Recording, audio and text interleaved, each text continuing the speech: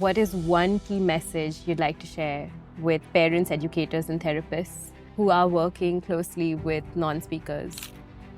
We are just like you. Please talk to us, read books with us, and take us out just like you would anyone else in the family. We are waiting for you to give us a voice, just like the deaf have sign language. We need you to believe in us, and our love will shine through our typed words to you.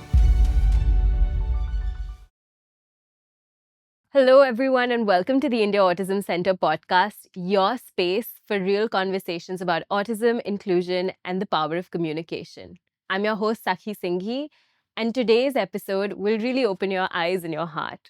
Imagine a world where you have all the words, the feelings are strong, but you don't really know how to express them. And that's the world of very many non speakers with autism today. And today, who we have with us is an extraordinary advocate. Joining us today is Elizabeth Bonker. She's the Executive Director of Communication for All, a board member of the Autism Society of Florida, and a member of the Council of Autistic Advisors at the Autism Society of America. Elizabeth is a passionate advocate for AAC, and she is leading the charge in ensuring that every non-speaker individual with autism has a voice. So thank you so much for being here with us today, Elizabeth. How are you feeling today? Is this your first time in India? And how has India been treating you so far? Thank you for helping us change the way the world sees non-speakers with autism. I love India. I was in Bangalore for the India Inclusion Summit and now Kolkata. I am excited to work with partners in India. You are a champion for communication access, Elizabeth.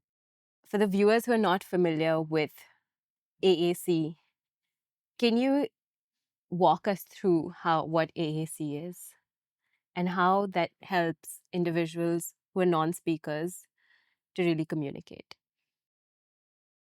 Our nonprofit Communication for All has all the resources to teach your non-speaker to type free of charge. C4A Academy is our internet-based program of instructional videos and lessons. You need to start with stencils because it is easier to coach our finger to touch the right letter. Then you move to a letterboard and then a keyboard. Elizabeth, despite the growing awareness around autism, there's still a lot of misconceptions about non-speakers.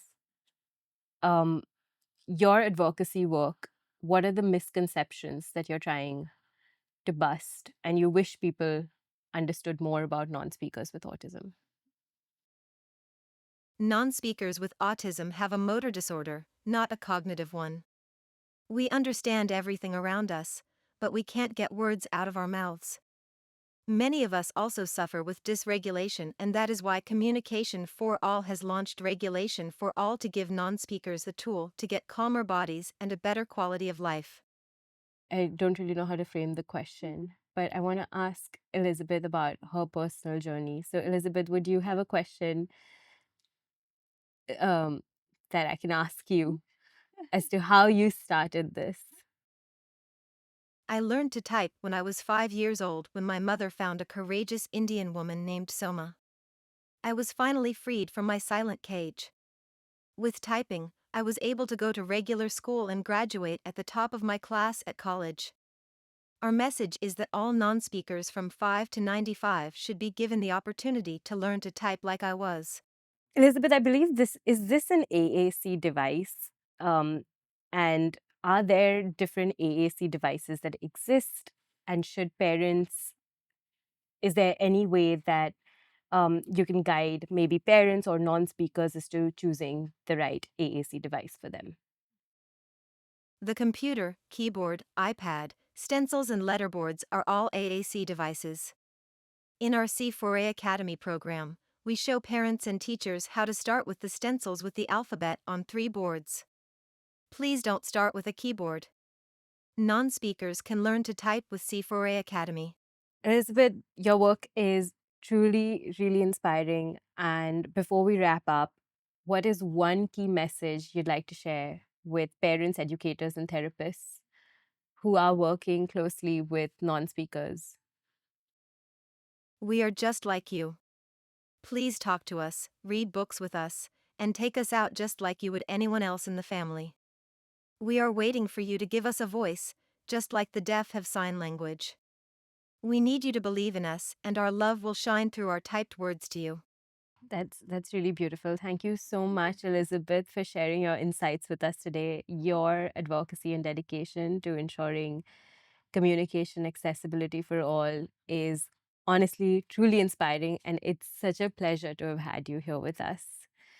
To all our listeners, thank you for tuning in to this special episode of the India Autism Center podcast. If you enjoyed today's conversation, don't forget to like, share, and subscribe. And for those who need more information about communication for all, we will link it in the description so that you can reach out to Elizabeth and her team back in Florida. So let's continue to spread awareness and make sure that every voice is heard and typed. Thank you.